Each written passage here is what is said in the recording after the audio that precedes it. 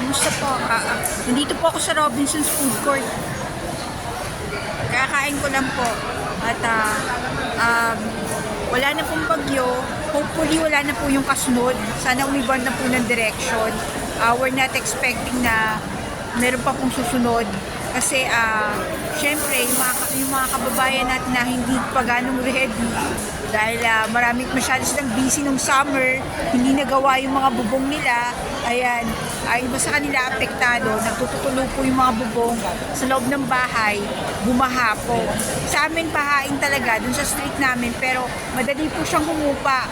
Pagka mga siguro minutes lang, mga 15 minutes na hindi umulan, humuhupa po yung baha agad.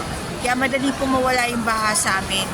Pero inabot din po kami ng baha, lagpas sakong po. Kaya naglagay na po kami lahat po ng gamit namin, yung mga disaksak. Inakyat na po namin lahat sa taas. Hindi na kami nagtira dun sa may bandang ibaba. Kasi mali mo, tumaas pa yung baha, di ba? Mahirap magtanggal ng gamit. Kaya pinanik na po namin lahat sa taas. Ayan. So ngayon, okay naman na, nalimas na namin yung baha. Wala na pong baha sa bahay namin. And everything will be alright. Kaya naman po namin. At salamat sa Diyos, nakasurvive na naman po kami. Last time po kasi may sunog po dun sa area. Nakasurvive naman po kami, hindi kami nadamay. This time bagyo naman.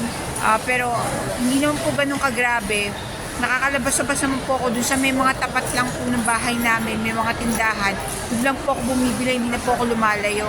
Kagaya po kanina, nagpa-Gcash, doon po ako sa tapat ng bahay. Kasi pag lumayo pa po ako mapuputik, malapit po kasi kami doon sa palengke ng Blooming Treat. Sasakay pa po ako ng jeep para makapunta ako ng Blooming Treat para mamalengke. Tapos syempre maputik.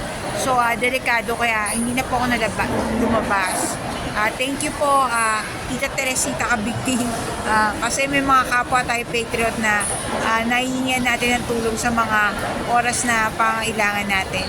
Salamat po.